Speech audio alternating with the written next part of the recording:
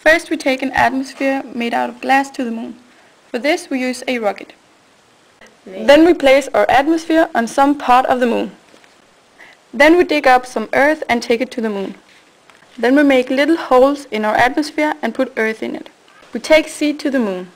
And we plant trees in the holes in our atmosphere on the moon. Then we take some of the CO2 we have in spare on Earth and transport it to the moon. Then we put the CO2 in the atmosphere on the moon. Then we take some water and transport it to the moon. We put water in the atmosphere. This way the water can evaporate in the glass atmosphere and there will be a circulation. Now we take O2 from the atmosphere on the moon. This way there will not be too much O2 in the atmosphere. Then we take the O2 to the Earth. Now we have a little forest on the moon. And everyone is happy! Woo!